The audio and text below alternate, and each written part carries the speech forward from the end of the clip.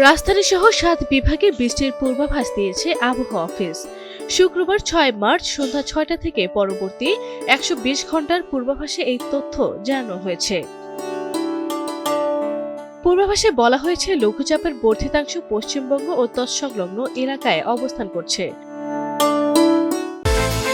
বিকাশ পেমেন্টে 10,000 টাকার বেশি অফার। শপিং চলছে তো। মৌসুমের স্বাভাবিক লঘুচাপ দক্ষিণ বঙ্গোপসাগরে অবস্থান করছে। এই অবস্থায় শনিবার 7 মার্চ সন্ধ্যা 6টা থেকে পরবর্তী 24 ঘন্টায় রংপুর বিভাগের দু-এক জায়গায় বৃষ্টি বা বর্জ্যসহ বৃষ্টি হতে পারে। এছাড়া দেশের অন্যত্র অস্থায়ীভাবে আংশিক মেঘলা আকাশ সহ আবহাওয়া প্রধানত শুষ্ক থাকতে পারে। এ সময় সারা দেশে দিনের তাপমাত্রা সামান্য কমতে পারে ও রাতের তাপমাত্রা প্রায় অপরিবর্তিত থাকতে পারে। রোববার 8 মার্চ সন্ধ্যা 6টা থেকে পরবর্তী 24 ঘন্টায় রংপুর, রাজশাহী, খুলনা ও বরিশাল বিভাগের দু-এক জায়গায় বৃষ্টিসহ বজ্রসহ বৃষ্টি হতে পারে। এছাড়া দেশের অন্যত্র অস্থায়ীভাবে আংশিক মেঘলা আকাশ সহ আবহাওয়া প্রধানত শুষ্ক থাকতে পারে। সারা দেশে দিন ও রাতের তাপমাত্রা সামান্য কমতে পারে। বিকাশ পেমেন্টে 10,000 টাকার বেশি অফার। শপিং চলছে তো।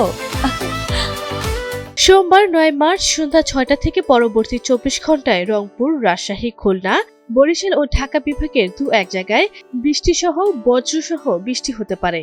এছাড়া দেশের অন্যত্র অস্থায়ীভাবে আংশিক মেঘলা আকাশ সহ আবহাওয়া প্রধানত শুষ্ক থাকতে পারে।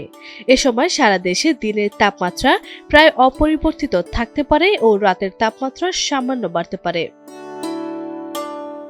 মঙ্গলবার 10 মার্চ সন্ধ্যা 6টা থেকে পরবর্তী 24 ঘন্টা ঢাকা, রাজশাহী, রংপুর, খুলনা, বরিশাল, ময়মনসিংহ ও সিলেট বিভাগের দু-এক জায়গায় বৃষ্টিসহ বজ্রসহ বৃষ্টি হতে পারে।